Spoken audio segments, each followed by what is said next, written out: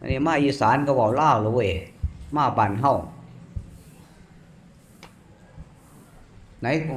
คนไหนฟังภาษาอีสานฟังไม่รู้เรื่องยกมือขึ้นสิคนไหนฟังภาษาอีสานแล้วไม่เข้าใจไม่รู้เรื่องอ้าวยกมือขึ้นสิโอ้บ่มีเว้ย มีแน่แต่พี่น้องบองบ่โอนเนาะอันนี้ก็พอฟังได้อยู่ดอกจะเว้าบ่ได้ วันนี้มาเยี่ยมพ่อแม่พี่น้องโดยเฉพาะพี่น้องไทยสนมเฮาเอาวัดทับไทยแหละเป็นหม่องเป็นจุดศูนย์รวมน้ำใจเฒ่าแก่รัตนบุรีเฮากลับบ้านยังนี่เฒ่าแก่รัตนบุรีเฮาแม่รัตนบุรีขาใหม่เฮากลับแล้วบ่นี่ก็ลูกศิษย์เก่าแก่เด้มาเยี่ยมลูกศิษย์ลูกหาศรัทธาญาติโยมไปด้วยความจำเป็นดอกอาศัยมาเป็นย่ามเป็นปาดเอาก็มาจังสี่แล้วนี่มาเอานำใจบรรดาพ่อแม่พี่น้องญาติพากันลืมวัดลืมว่าลืมศาสนาเพราะว่าซุมื้อนี่คนบ่มีศาสนาในหัวใจแล้วมันบ่มีทางไปดิอย่างที่ว่าเนี่ยพากันหาแต่เงินแต่ค่ำแต่บ่เคยหาบุญสุดท้ายมาก็ตายถิ่มซื่อๆเอาเฮานั่งโคโมเคเมอยู่นี่ก็เบิ่งคิดดูเนี่ยเฮา มีแต่ผู้ใหญ่ผู้โตสุคนเด้เคยเห็นบ่หมู่เฮามาเกิดได้ใหญ่มาถึงทุกปานนี้ล่ะเคยเห็นบ่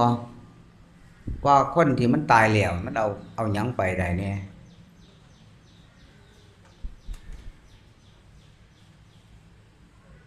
เฮ็ดแทบล้มแทบตายว่าได้นั่นได้นี่ว่าสำเร็จจังซั่นสำเร็จจังสี่แต่พอบ่มีลมหายใจเท่านั้นแหละบ่มีรายได้แบกหามสมบัติไปจักคนเด้ตอนมีชีวิตอยู่ก็หน้ากูให้กูเฮือนกูสมบัติกูพ่อแม่พี่น้องกูผัวกูเมียกูลูกหลานกูว่าซั่นบัดหาตายไปแล้วก็บ่เฮ็ดได้เอาไปได้จังแนวหาล่างหมอก็ว่าฮู้อยู่ว่าเอาไปบ่ได้มันบ่ได้ฮู้จริงบางคนก็ฮู้ว่าเอาไปบ่ได้อยู่แต่ว่าบ่มีทางออกบ่มีทางแก้เด้กับแย่กว่าเก่าห้องไห้ห้องห่มตอนที่จากไปไก่เป็นไก่ตายนี่บ่มีหยังล่ะมีแต่ความหวงหลายกว่าเก่าอีกเพราะหัวเจ้าของสิตายแล้วเด้แฮงหวงแฮงห่วงไปใหญ่ไปมันบ่คือเฮามีชีวิตอยู่เด้อันนี้ล่ะมันเป็นสิ่งสำคัญที่มันถึงให้มีศาสนาให้หมู่เฮาเข้าใจว่าของทุกสิ่งทุกอย่างมันบ่แม่นของเฮาของแค่เฮามาอยู่ใส่มันไปมื้อๆไปซื่อๆจังที่มาอาศัยสังขารร่างกายนี่ล่ะก็จังซี่แล้วนี่เฮานี่มาอาศัยร่างกายนี่เพื่อหยังเพื่อใจดวงนี้มันจะได้อยู่ในนี่อยู่กับโลกพอได้มีความเฉลียวฉลาดพอจะได้หาทางออกจากทุกข์ออกจากภัยในวัฏสงสารซื่อๆได้บ่แม่นว่าเฮาสิมาอยู่มากินมาขี่ซื่อๆเด้อยู่บ่ได้อยู่เพื่อสิ่งหมู่นี้มันพาอยู่นี่บ่ได้อยู่เพื่อหยังอยู่เพื่อหัวใจคั่นใจบ่ได้รับการอบรมบ่มนิสัยทางอัตทางธรรมทางศาสนาแล้วนี่ใจสิบ่มีทางออกใจก็บ่มีทางไปออกไปได้จังได๋ก็ห่วงติ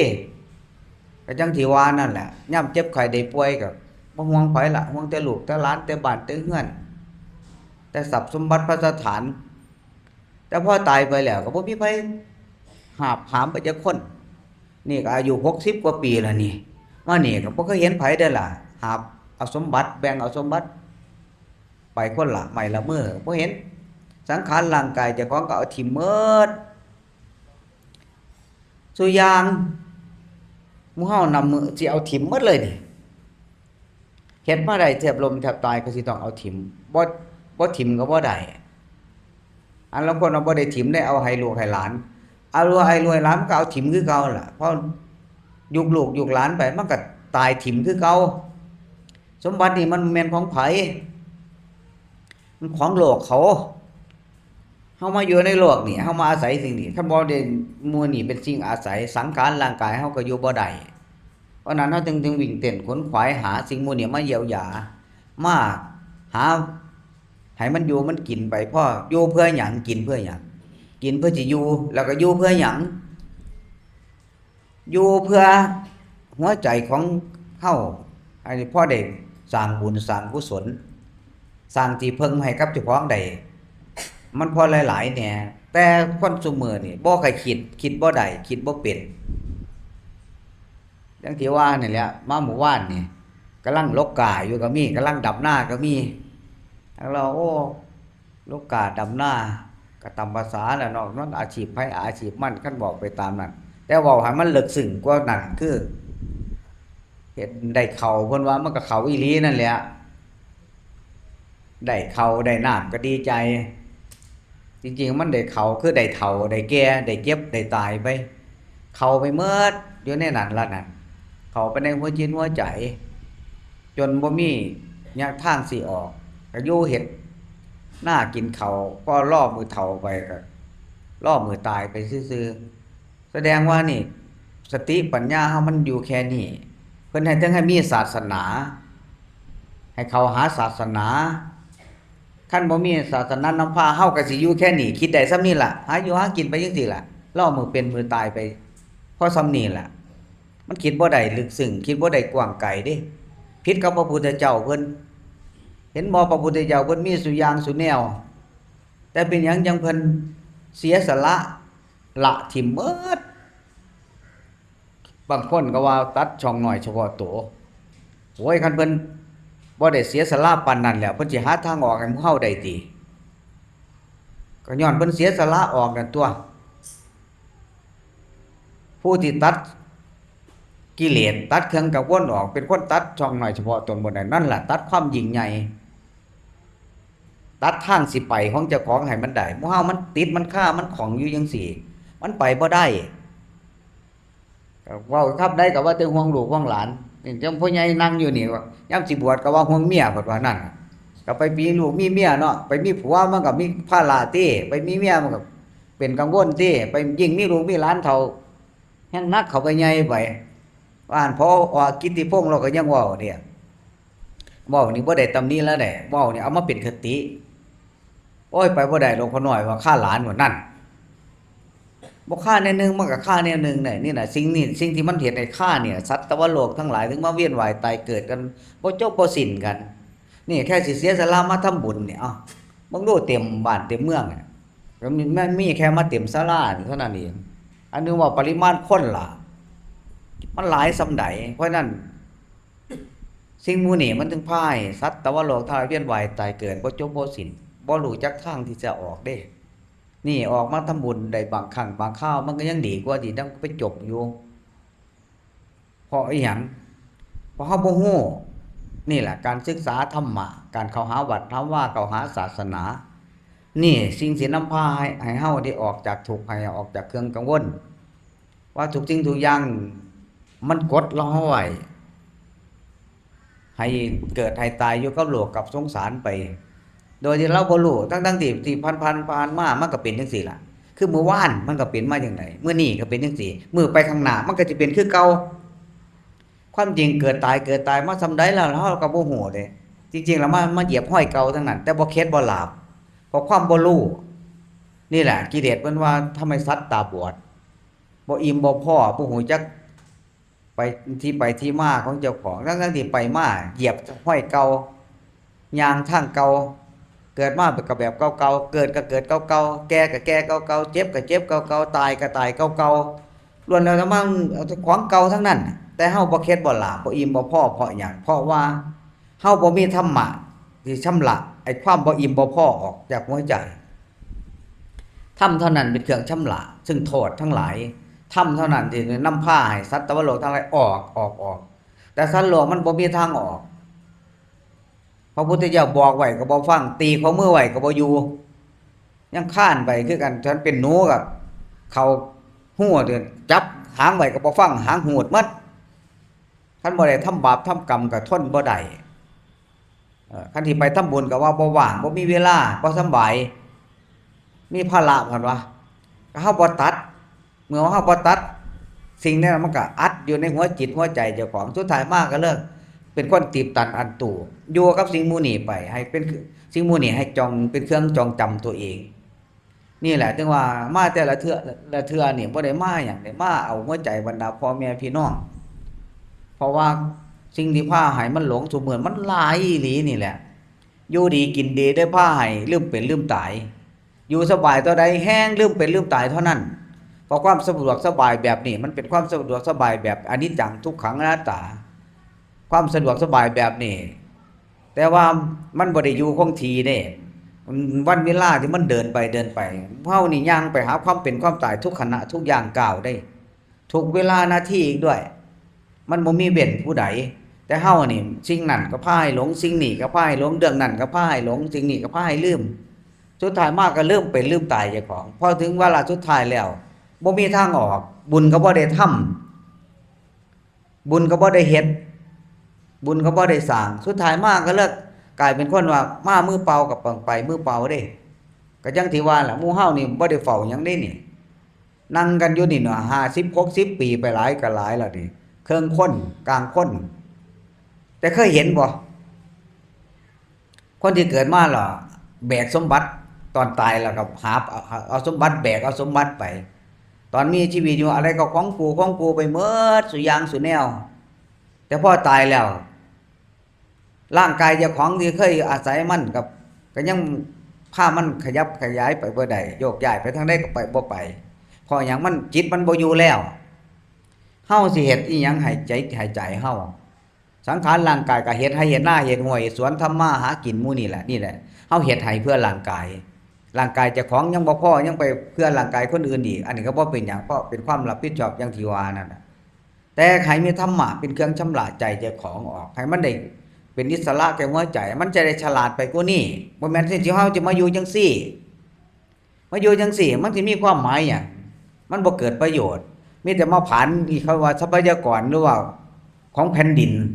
หรือทรัพยากรของโลกให้หมดไปซื่อๆไปมันบ่ได้เกิดประโยชน์อีหยังเฮามานี่เฮาบ่ได้มาเพื่อหยังมาตามกรรมเฮากรรมที่สัตว์ให้มาเกิดเมื่อมาเกิดแล้ว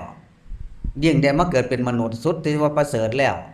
จงเอาความเป็นมนุษย์นี่ความประเสริฐของความเป็นมนุษย์นี่ไปสร้างบุญสร้างกุศลเราเพราะถ้าต่ำกว่านี้แหละมันเฮ็ดบุญบ่ได้แม้แต่คนที่มาเป็นมนุษย์แท้ๆก็ยังเฮ็ดบุญบ่เป็นเพราะพวกนี้พวกเขาเรียกว่าเป็นพวกมิจฉาทิฏฐิพวกเห็นผิดเป็นถูกเห็นถูกเป็นผิดเห็นบุญเป็นบาปเห็นบาปเป็นบุญเห็นดีเป็นชั่วเห็นชั่วเป็นดีไปเห็นว่าบ่มีบุญมีบาปไปมันแล้วแต่ความเห็นของจิตแต่ละคนแล้วก็มันสิมืดส่ำใดคือกับคนตาบอดละคนตาบอดยิ่งบอดสนิทมันแฮงแนมบ่เห็นได้บอดสีล่างๆมันก็มองเห็นพอล่างๆคือกันเด้จิตใจที่ถูกธรรมะชำระออกเรื่อยๆยิ่งเอาออกหลายปานใดมันก็แฮงมองเห็นไกลจิตใจที่เอาสิ่งกีดขวางออกจากหัวใจได้เช่นกิเลสน้อยใหญ่ทั้งหลายเอาออกจากหัวใจได้แล้วมันก็สิกว้างส่ำนั้นแหละคือกันกับเปิดประตูหน้าต่างนั่นล่ะยิ่งเปิดออกเท่าใดยิ่งโล่งปิดไว้เท่าใดแฮงมันมืดอากาศก็เข้าบ่ได้หายใจก็บ่สะดวกอันนี้กิเลสมันอัดเข้าหัวใจดวงนั้นหาความสุขความสบายก็บ่มีแต่ความทุกข์ความลำบากความทุกข์ยากลำบากพวกนี้มาจากไสคันบ่มาจากกิเลสแต่เฮาบ่ฮู้มันเพราะฉะนั้นสิ่งที่เฮ็ดให้เฮาฮู้คุณฮู้โทษฮู้ดีฮู้ชั่วฮู้บุญฮู้บาปฮู้ว่าได้เป็นต้นเหตุเป็นสาเหตุนอกจากธรรมเท่านั้นเด้คือเฮาสิฮู้ว่ามันแจ้งจังซี่เฮาก็มันมาจากความมืดเด้เฮาสิฮู้ความมืดมันก็จากความแจ้งนี่ล่ะเฮาสิฮู้ความดีมันก็มาจากความชั่วนั่นล่ะมันฮู้จักความชั่วมันก็มาจากเฮามีความดีเพื่อสิได้ฮู้สิ่งหมู่นี้นี่คือการธรรมนี่เพิ่นสิให้ส่องมองไปเห็นทั้งสองแง่ คือใจนี่แหละเป็นตัวกลางก็มีความหูแต่ตอนนี้ใจเฮาบ่มีความหูเป็นหยังเฮาหูบ่ได้ใจเฮามันถือกิเลสครอบไว้ทำให้เฮาคิดบ่ได้เลยคิดได้อยู่แค่หาอยู่หากินไปมื้อๆฮะเป็นสืบมื้อสืบคั่งไปแต่ว่ามันบ่ฮู้ลึกซึ้งคือพระพุทธเจ้าเพิ่นฮู้คือบรรดาพระสงฆ์สาวกเพิ่นฮู้คือผู้มีความศรัทธาในศาสนาเพิ่นฮู้ความหูอันนี้มันเพิ่นเอิ้นว่าความหูที่มันเป็นผิดความหูที่มันเป็นกิเลสความหูที่มันมีอิหยังสิ่งเป็นสิ่งขวางกั้นหัวจิตหัวใจไว้ความหูอันนั้นมันก็เลยอยู่ในวงจำกัดเช่นความหูผู้เรียนอยู่ป .1 ก็หูแค่ป .1 นั่นล่ะผู้เรียนถึงประถมมัธยมมันก็สิหูแค่มัธยมล่ะผู้มหาลัยมันก็สิเข้าใจแนวมหาลัยมันก็สิเป็นหูเป็นลำดับไปหูของใจคือกันมีอัดมีธรรมสูงต่ำมากน้อยส่ำใดความรู้มันสิดูไปส่ำนั้นยิ่งบ่ภูมิบ่มีธรรมเลยสิบ่ฮู้อีหนูอีนี่บ่ฮู้อีหยังเลยแต่เข้าใจว่าตัวเองฮู้อันนี้แหละสำคัญที่สุดนี่แหละที่ว่าแบกขี้หมูก็บ่ฮู้ว่าตัวเองแบกขี้หมูเข้าใจว่าตัวเองแบกทองคำเพราะเฮาบ่ได้น้อมนำหัวใจเฮาเข้าสู่อัตถุธรรมสู่ศาสนานี่แหละที่เฮาให้เข้าวัดเข้าว่าเข้าหาศาสนาเพื่อเข้าหาความดีเพื่อเข้าหาภพภูมิที่สูงกว่านี้อีกมันบ่แม่นที่ว่าเฮาสิมาแค่เป็นมนุษย์เอาแต่ในโลกนี่มนุษย์ก็ยังมีสัตว์เดรัจฉานมันก็ยังมีสิ่งต่างๆในโลกนี่มันเป็นไปได้ทั้งหมดเทิงสัตว์บกสัตว์น้ำแล้วสัตว์ตวโลกที่เฮามองบ่เห็นอยู่ในปรโลกหน้าจังซี่เฮามองบ่เห็นได้นอกจากเฮาชำระจิตชำระใจสิ่งที่มันฝังอยู่ในหัวใจออกได้มากน้อยส่ำใดนั่นน่ะมันสิรู้อยู่ตรงนั้นนั่นมันสิเห็นอยู่มองนั้นคือพระพุทธเจ้าเพิ่นไปเห็นบรรดาสัตว์ตวโลกทั้งหลายมันไปเสวยกรรมตามบาปตามกรรมที่มันได้กระทำไว้มันอยู่นรกหลุมไหนอยู่หม้องใดด้วยกรรมกระทำแบบใดแบบใดเพิ่นสิฮู้สิเห็นหมดเพิ่นอยากเอาสิ่งที่เพิ่นฮู้เพิ่นเห็นมาสอนหมู่เฮาถ้าเราบ่เชื่อคนตาบอดคนใจเพิ่นสะอาดเฮาสิไปเชื่อไผแต่ในโลกข้างนอกเฮาก็ยังต้องเชื่อคนตาดีบางเทื่อเฮาบ่ฮู้นี่เป็นหยังเฮาต้องเชื่อครูก็เฮาบ่ฮู้เด้เฮาก็ต้องอาศัยครูผู้เพิ่นฮู้สิ่งต่างๆคือกันผู้บ่ทันเห็นก็ต้องไปถามคนเห็นผู้บ่ฮู้มันก็ต้องไปถามคนฮู้เฮาบ่ฮู้เลยเฮาสิเข้าใจว่ามันบ่มีแต่ผู้เขาฮู้เขาเห็นเขาว่ามีเด้เฮาสิปฏิเสธได้จังไดอันนี้ก็คือกันแหละเนี่ยมาเยี่ยมมายามบรรดาพ่อแม่พี่น้องมาบ่ได้มาหยังได้มาเอาหัวใจคนมาเอาหัวใจบรรดาพ่อแม่พี่น้องได้เห็นพ่อแม่พี่น้องมามางหน้าหลายตานี่แหละคือสิ่งที่ต้องการเพราะร่างกายสังขารมันบ่เป็นสิ่งที่แน่นอนเด้ก็ยังที่ว่านั่นน่ะย่างเข้าไปหาความตายก็มอเข้าไปเรื่อยใกล้เข้าไปเรื่อยแต่เฮามัวแต่ไปหลงนั่นหลงนี่อยู่อย่างที่เคยบอกไว้ว่าหมู่เฮานี่มันบ่ต่างหยังคนหลงทางอยู่กลางป่าหาทางออกก็บ่ได้หิวข้าวก็หิวค่ำก็ค่ำมืดก็มืดทางออกก็บ่มีสุดท้ายมาก็ต้องไปตายอยู่กลางป่านี่ตายนี่อยู่ในโลกในสงสารก็เช่นเดียวกันพอเฮาบ่มีธรรมะเป็นเครื่องชำระบ่มีธรรมเป็นเครื่องนำออกเฮาก็สิจมอยู่ในวัฏฏะสงสารจังซี่ได้กินแซ่บนอนหลับก็ว่าดีบัดมื้อใดกินบ่ได้นอนบ่หลับก็มาจมยามใดมีความสุขความสบายทั้งสังขารร่างกายนี่บ่เจ็บไข้ได้ป่วยนี่หัวเราะได้ยิ้มได้บัดยามใดเจ็บแข้งปวดขาปวดหลังปวดเอวเจ็บสังขารร่างกายมากก็ร้องโอยห้องหาผู้นั้นห้องหาผู้นี้บัดตะกี้บ่เคยห้องไผไปไสมาไสก็สะดวกสบายบัดหลบหมอนนอนเสื่อติดเตียงมากอะแล้วหมดคุณค่าเลยคนนั้นนี่คือการอยู่ด้วยความประมาทให้เอาธรรมะมาชำระหัวใจพระพุทธเจ้าเพิ่นสอนว่าเกิดแก่เจ็บตายอนิจจังทุกขังอนัตตาแม่งหยังมันก็บ่เที่ยงเกิดมาได้ก็ตายได้คือกันทุกคนเกิดมาทุกคนนี่บ่ว่าแต่คนเชื่อบุญเชื่อบาปบ่เชื่อบุญเชื่อบาปคนบ่เข้าหาศาสนาก็บ่เข้าเถอะมันก็บ่บ่นความตายแต่สิตายแบบจังได๋ล่ะสิตายแบบย่อมจนตอกหรือสิย่อมตายแบบคนมีปัญญาตายแบบคนมีปัญญาหาทางออกจากทุกข์แล้ว สิบ่ยอมมาเกิดมาตายอีกคือนี่แหละคนศึกษาธรรมะเข้าหาธรรมะเพื่อที่ชำระสิ่งที่มันกีดมันขวางที่ว่ากิเลสที่เฮ็ดให้เฮานี่เป็นคนขี้โง่บ่ฮู้ว่าเกิดมาจังไดอยู่ไปจังไดสิตายไปแล้วสิไปเสวยกรรมแบบใดยิมันสิมาเวียนว่ายตายเกิดแบบใดอีกสิบ่รู้เมื่อบ่รู้สัตว์โลกทั้งหลายมันก็สิเป็นไปตามกรรมสิวนกันอยู่จังซี่แหละเนี่ยเวียนเกิดเวียนตายกันอยู่จังซี่แหละเนี่ยซ้ำๆซากๆเบิ่นเกิดมาเป็นคนขี้ถูดกุดถังคนพิการคน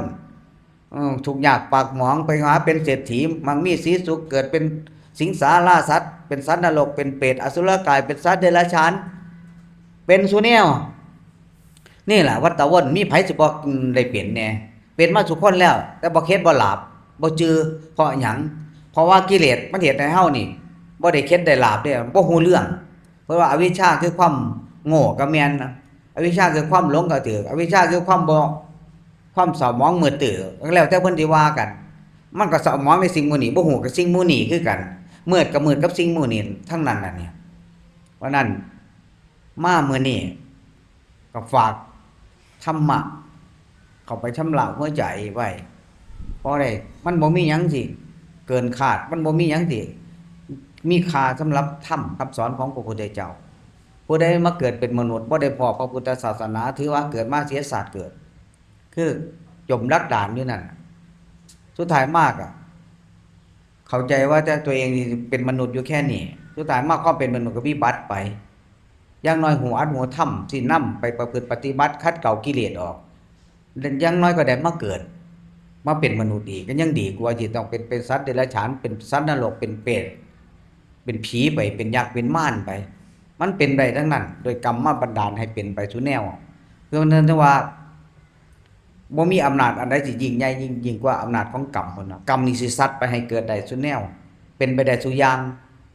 บ่ว่าในโลกในสงสารเนี่ยหรือใน3แดนโลกธาตุนี่เป็นไปได้สู่แนวย้อนหัวใจดวงนี้แหละคันหัวใจดวงนี้ไร้ค่าแล้วบ่หาธรรมะมาเป็นเครื่องอยู่แล้วใจดวงนั้นสิบ่มีหม้องอยู่หม้องอยู่คือหัวใจที่บ่ได้สร้างบุญสร้างกุศลไว้คือหม้องที่มันสร้างความทุกข์ระกรรมลำบากเช่นไปตกนรกไปเป็นเปรตเป็นอสุรกายไปเป็นสัตว์เดรัจฉานมันสิบันดาลไปให้ได้หมดนี่อำนาจของกรรมบางคนว่าเอ้ยข่อยบ่ไปดอกมันคือกันกับคนที่เฮ็ดความชั่วล่ะ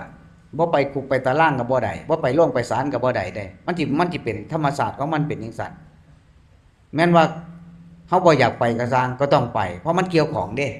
ผู้สร้างบาปก็ต้องไปหาบาปผู้สร้างบุญก็ต้องไปหาบุญผู้เพิ่นชำระจิตของเพิ่นแหละเพิ่นบ่ไปหาไผเพิ่นใจของเพิ่นบริสุทธิ์แล้วอันนั้นเพิ่นจบแล้วเพิ่นบ่ได้ขึ้นเกี่ยวข้องด้วยสมมุติบรรดาทั้งหลายนั่นธรรมของพระเจ้าเพิ่นสอนไปถึงจุดนี้แต่ก่อนที่ถึงฮอดจุดนั้นทุกคนมันก็ต้องพยายามทำบุญมันสิได้ละออกซึ่งบาปถ้ามัวแต่ทำบาปกันอยู่จังซี่มันก็ต้องมารับกรรมกันแบบนี้ติให้มีบุญติดไว้บังก็ยังดีมีบุญแน่มีบาปนำมันก็ขะเข้ากันไปมันก็มีสุขมีทุกข์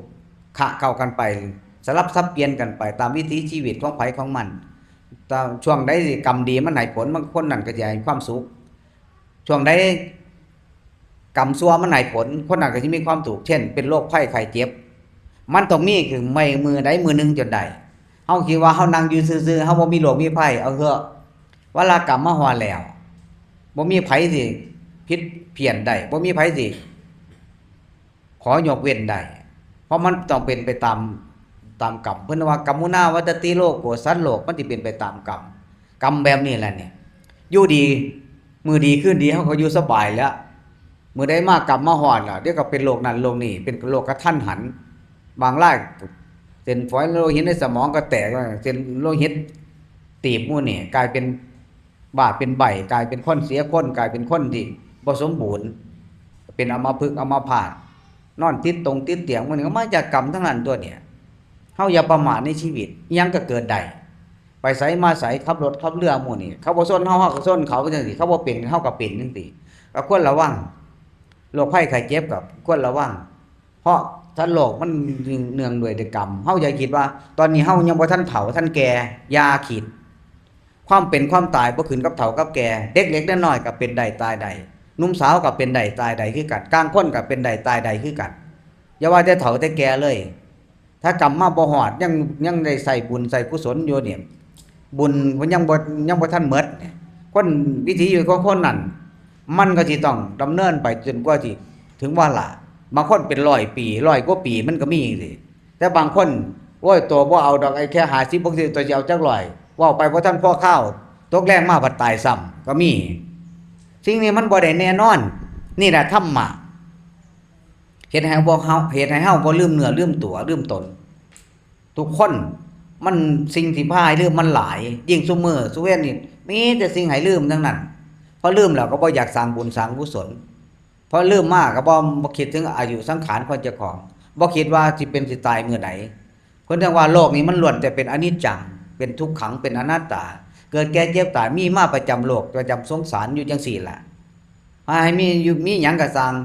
มีสมบัติมีมากก็บ่ได้ว่าขออย่างเดียวให้มีธรรมน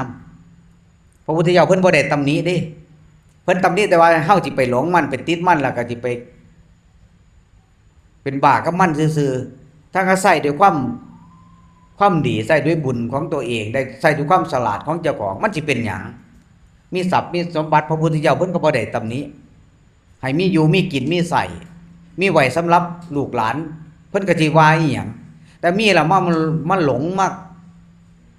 ลืมตัวลืมตนเนี่ยลืมเป็นลืมตายเพิ่นจังมีจังสิเพิ่นยังว่าบ่ให้มีพอมีแล้วมันสิเป็นโทษ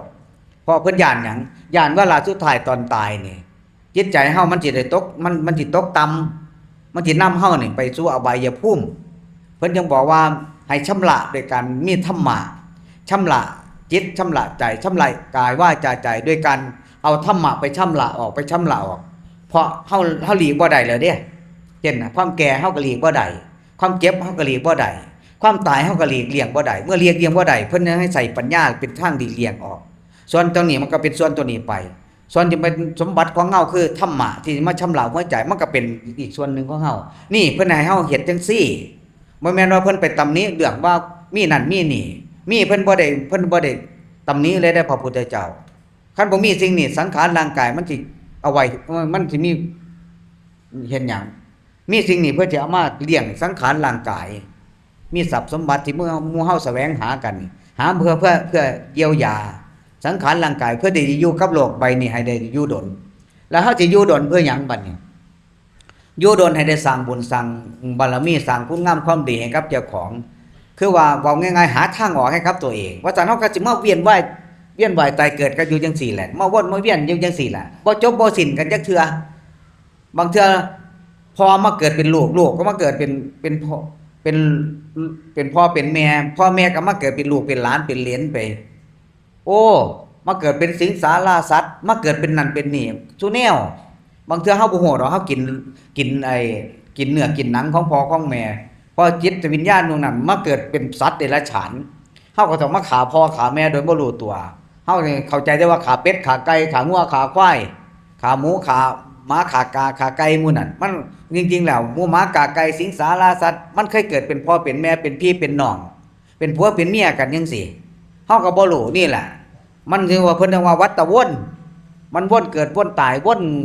ที่ต้องมารับโทษรับโพยกันโดยเฮาบ่รู้ตัวเพราะตัวอวิชชามันพาให้เปลี่ยนไปจังซี่มามื้อนี้ก็ได้มาอาศัยธรรมคำสอนของพระพุทธเจ้า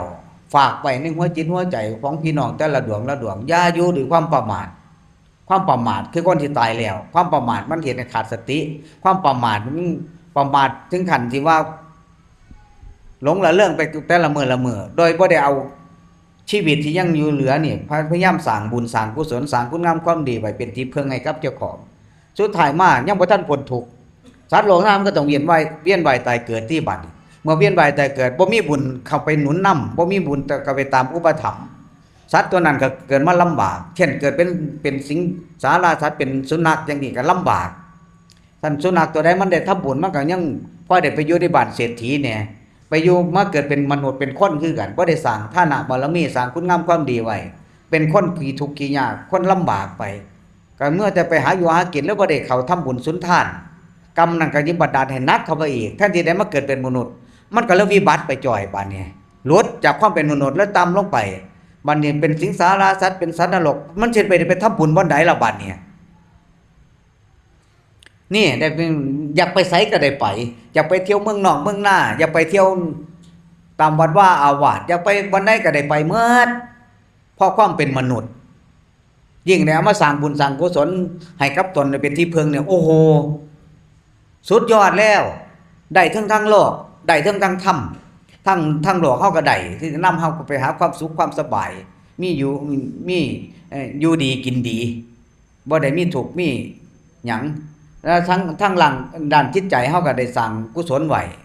ตายไปก็บ่ต้องให้ไผไปทำบุญให้บัดนี้บ่ต้องให้คนให้พระไปสวดก็ได้บ่ต้องทำบุญหาก็ตามเพราะมันได้ทำให้เจ้าของแล้วนี่แหละจึงว่ามหาทรัพย์เกิดมหาทรัพย์ทั้งโลกเฮาก็ได้หาตามสติกำลังความสามารถตามบุญตามกุศลของไผของมันที่ได้สั่งสมมาหาอริยทรัพย์คือทรัพย์ภายในเฮาก็ได้หาไว้แล้วบ่ต้องให้ไผหาให้อันนี้น่ะยิ่งเป็นทรัพย์ภายในทรัพย์ในหัวใจทรัพย์บ่ได้ถูกไฟไหม้น้ำก็บ่ผัดไปไฟก็บ่ไหม้ตกน้ำบ่ไหลตกไฟบ่ไหม้มันก็คือหมายถึงทรัพย์ภายในนี่เองโจรขี้ขโมยก็ลักไปบ่ได้บ่คือทรัพย์ภายนอกหลอกกันจนหมดเนื้อหมดตัวก็บ่อึดบ่อยากนั่นแหละแต่นี่มันเป็นอสังหาริมทรัพย์ทรัพย์ที่เคลื่อนย้ายไม่ได้เคลื่อนที่ไม่ได้เฮาไปเข้าใจว่าตึกล่ามบ้านซองของมันนักมันเคลื่อนย้ายไปได้บ่ได้อย่าบ่ได้เขาก็ระเบิดออกไปได้คือกันได้ภูเขาทั้งโลกเขาก็ยังระเบิดออกไปได้แต่ทรัพย์ภายในคืออริยทรัพย์ภายในหัวใจบ่มีไผที่มาชิงเอาไปได้บ่มีไผที่น้ำตกน้ำก็บ่ไหลตกไฟก็บ่ไหม้ขี้ขโมยโจรก็มาปล้นเอาก็บ่ได้นี่คืออสังหาริมทรัพย์ทรัพย์ภายในนี่แหละเป็นทรัพย์ที่ได้หัวใจใจดวงนี้เวลาไปเกิดไปฐานบ่อนไหนปานนี้ทรัพย์อันนี้น่ะมันสิตามไปอุปถัมภ์เจ้าของตามไปให้ความสุขตัวเองเช่นไปเกิดเป็นเทพเทวดาเป็นเฒ่ามหาพรหมหมู่นี่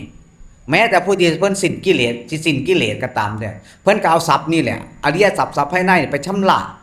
ความสกปรกของเพิ่นออกคือว่ากิเลสน้อยใหญ่ทั้งหลายจนกระทั่งว่าเพิ่นสมบูรณ์นี่การสร้างบุญสร้างมาถึงจุดนี้แล้วเอาความคุณงามความดีเอาบุญมาชำระสิ่งหมู่นี่แหละสิ่งที่มันเป็นข้าศึกแก่ในหัวใจสิ่งที่มันทำลายหัวใจของสัตว์โลกทั้งหลายให้มาเวียนว่ายตายเกิดการสร้างบุญสร้างเมื่อเพื่อสิ่งนี้บ่แม่นสร้างมาเพื่อร่ำเพื่อรวยดอกเพื่อเกียรติยศชื่อเสียงอันนั้นมันเป็นผลพลอยได้ซื่อได้นี่เนี่ยเพิ่นว่าทำบุญเพิ่นบ่ให้หลงบุญการทำบุญหลงบุญผู้นั้นบ่เข้าใจคำว่าบุญคือหยังบุญคือสิ่งที่หนุนนำให้เฮาออกจากทุกข์ออกจากภัยในวัฏสงสารนี่คือธรรมคำสอนของพระพุทธเจ้าแต่เมื่อบ่ถึงจุดนั้นบุญที่ได้กระทำไว้จังใดมันก็บ่ไปไสมันบ่ไปหาผู้อื่นได้คืองัวคือควายล่ะเวลามันไหลเข้าคอกมันบ่ได้เข้าคอกคนอื่นเด้มันก็มาเข้าคอกเจ้าของนี่ล่ะผู้เฮ็ดบุญก็เข้าคอกเข้าคอกใจก็คือบุญในตัวเจ้าของนั่นล่ะผู้เฮ็ดบาปมันก็สิเข้าคอกของคนพระทำบาปนั่นแหละที่ปฏิเสธบ่ได้เนี่ยมื้อนี้ก็ได้มาเอาใจของบรรดาพ่อแม่พี่น้องที่มามั่งหน้าหลายตาขอให้เอาคำสอนของพระศาสดาเนี่ยไว้ในหัวจิตหัวใจเทิดทูนไว้ในหัวใจอยู่บ่โยมองใดเฮ็ดอีหยังก็สร้างให้ระลึกถึงพระพุทธพระธรรมพระสงฆ์คำว่าพุทธังสรณังคัจฉามิธัมมังสรณังคัจฉามิสังฆังสรณังคัจฉามินี่สรณะอันเกษมนี่ที่พึ่งทั้งกายวาจาใจที่พึ่งของสัตว์โลกมีอยู่แค่เนี้ยส่วนที่พึ่งทั้งอื่นที่เฮาว่ามีที่พึ่งทรัพย์สมบัติมันก็มาจากใจถ้าบ่มีใจต่อให้มีทรัพย์สมบัติมากมายไก่กองซำใดก็ใส่บ่ได้เอาไปบ่ได้ดอกบ่มีความหมายสิ่งที่มันมีความหมายเพราะมีใจคันมีใจมีสุแนวคันบ่มีใจสังขารร่างกายก็ยังเอาไว้บ่อยู่เลยมีทรัพย์สมบัติก็บ่รู้สึกดอกคันบ่มีใจแค่แขนขาก็ย่างไปย่างมาก็บ่ได้สมองก็ใส่บ่ได้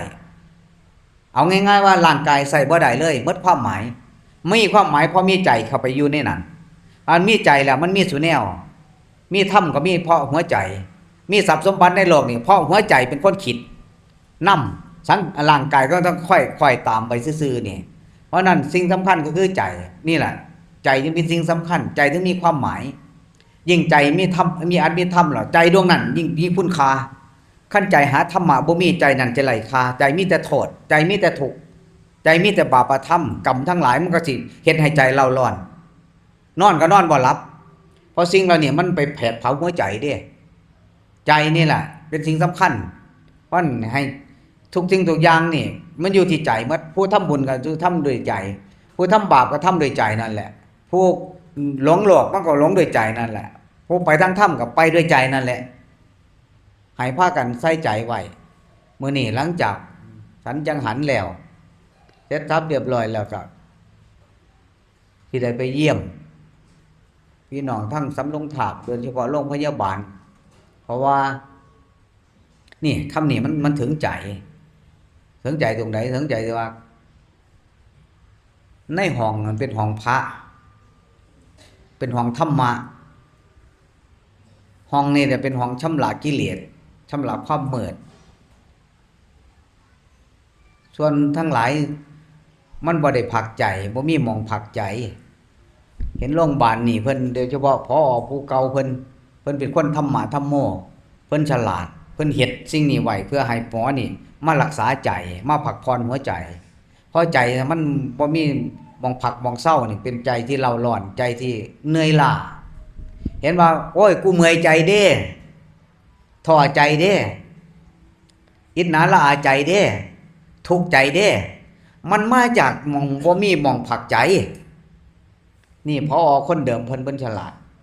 เพิ่นมีห้องพระเวลาเพิ่น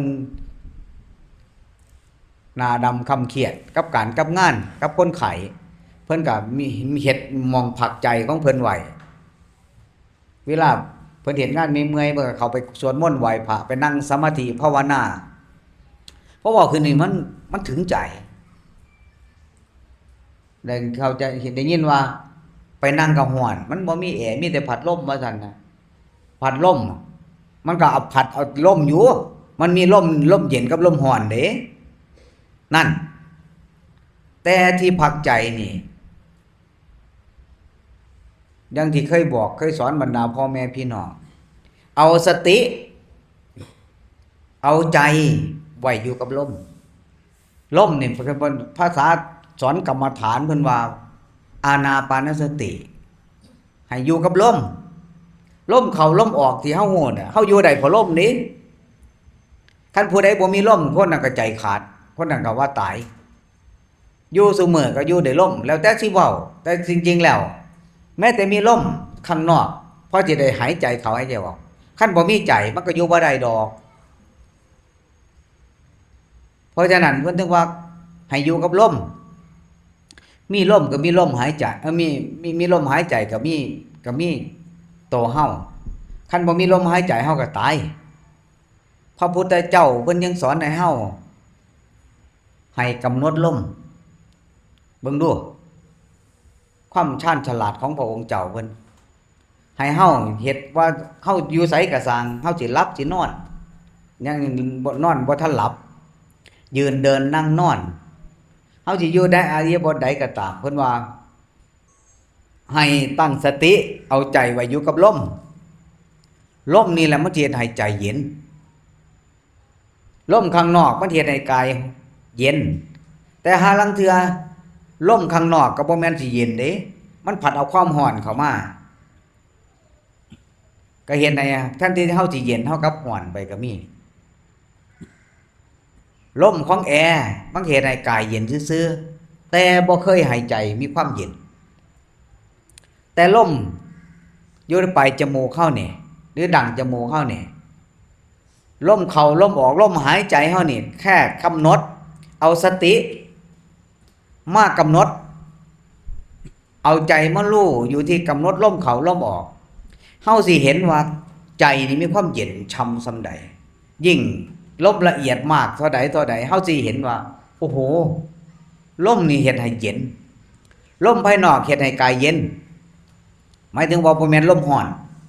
คันลมเย็นลมภายนอกเป็นลมเย็นมาพัดกายก็เย็นให้เฮาเย็น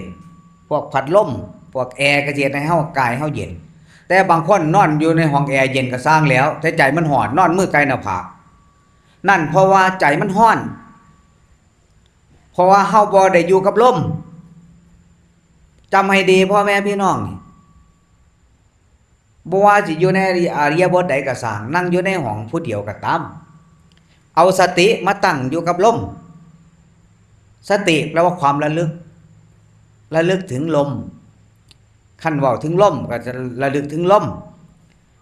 ระลึกถึงพุทโธธัมโมสังโฆเพิ่นก็ให้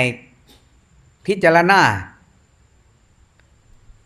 ให้รู้ว่าเฮาภาวนาพุทโธธัมโมสังโฆเนี่ยก็เอาสติไว้อยู่กับ